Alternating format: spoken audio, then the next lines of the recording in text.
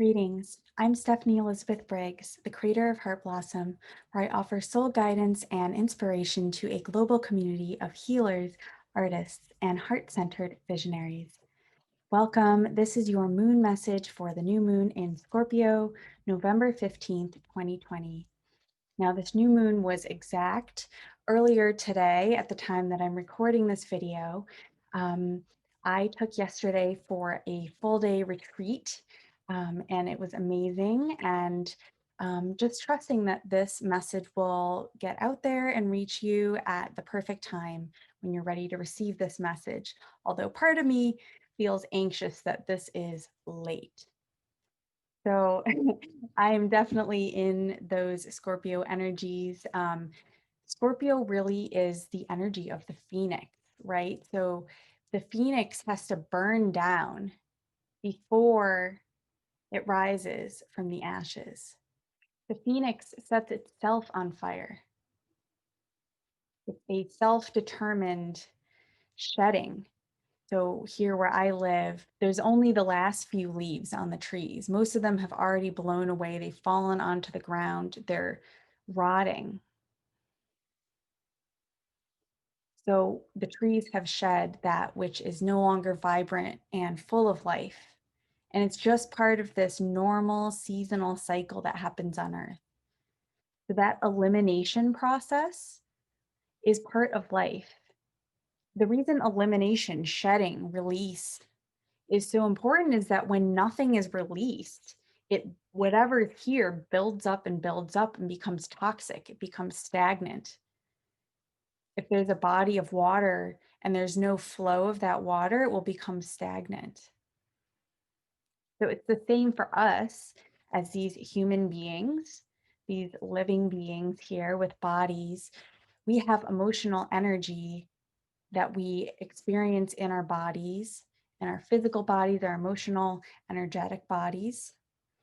When we hold our emotions in, we suppress them, we don't let ourselves express through our bodies, we have the same stagnation of energy that happens in our bodies. And when that happens over a long period of time, it often leads to illness, disease, chronic pain. Um, and so this is something that I live with at times as well. And it's really common for those of us who are, especially empaths, those who are energetically sensitive and who've just typically had pattern in our lives of kind of doing emotional alchemy for other people, of taking other people's emotional energy into our body, into our human system, and sort of cleansing it and circling it back out for them.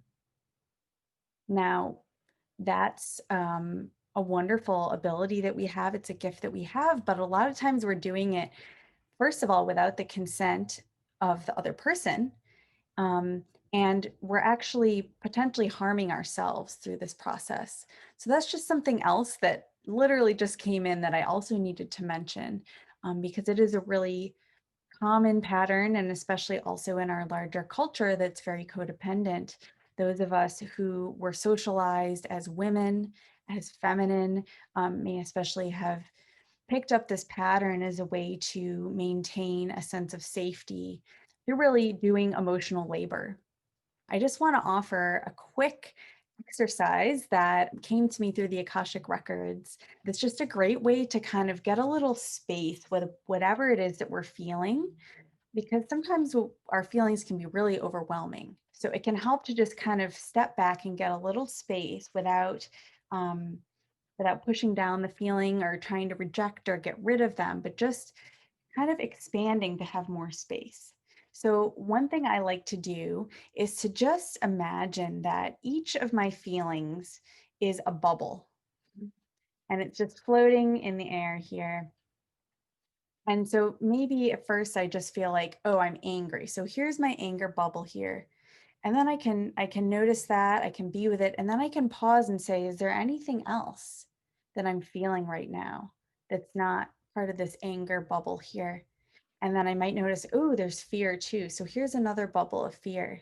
And I can keep doing this inquiry until I find that there's nothing else, that I've identified all of the bubbles that are here. And now I can just see them. And if there's one that I want to pick up, I can hold it in my hands, or I can let it go. I can gently let them float away, or perhaps burst if that's what they're ready to do. And I've allowed this energy to be present here, and I've allowed it to move through me. I know for me right now, at this time of year, I'm really looking at what it is that I'm ready to shed, where I'm ready to evolve in my life and my work. And I'm feeling some big changes, maybe coming in the next year. And I started thinking and realizing that this really is an energy also with this new moon, is an energy of initiation, which is a process, right? It's not just that one moment when you cross a threshold. It's the whole journey as you're even approaching the threshold. And then as you step over and you continue, those first few steps, especially on a new pathway, can be really shaky. It might take you a while. So, whatever the progression of your process is, just allow it to be in whatever timing it will be, because ultimately that's what's going to happen anyway. We don't really have a whole lot of control over the timing that things unfold. Looking back at past years and realizing like this has always been a really powerful time of year for me to reclaim that magic that is mine, that is my people's, and which I have the ability to transmit and share and channel through me while I'm here in my human lifetime. So yeah, it's a really amazing time. And of course, we have Mars has finally gone direct since September. It's been retrograde. And I know this has been a really, really intense, frustrating time for most of us. And um, it's not like a quick all resolved, but the wheels are getting unstuck. And Mercury has also gone direct again. So again, the channels, the roads, the pathways are clearing. Things are starting to creak into motion. Some of the blocks may be dissolving, maybe exploding, maybe collapsing, what have you. Things are shifting. And this is going to be continuing to be a process. Um, Venus right now is trine the North Node and in a square to Pluto and Jupiter. So there's both a lot of tension, but a channel ultimately to move toward our destiny. And remember that it's relational. Remember the art of it, the sacred artistry of living your life. With the Scorpio quality here, it just really, again, makes me think about this whole idea of intimacy. That's another area that's really the domain of Scorpio.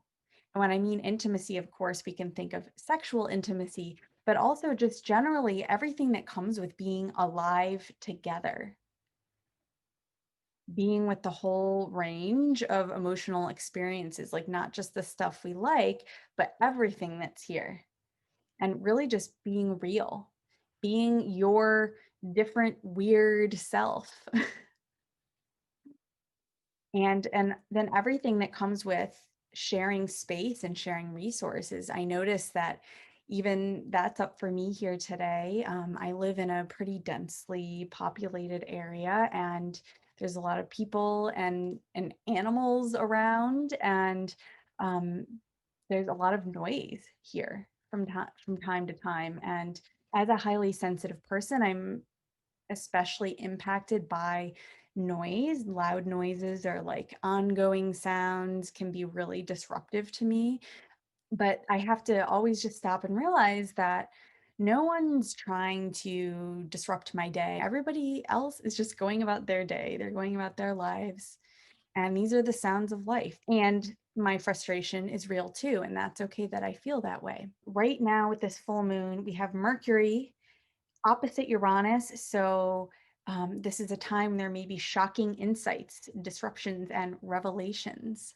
Revelation, of course, being an uncovering of something that was previously hidden or hard to see. And Vesta also in a trine to Uranus, divine inspiration.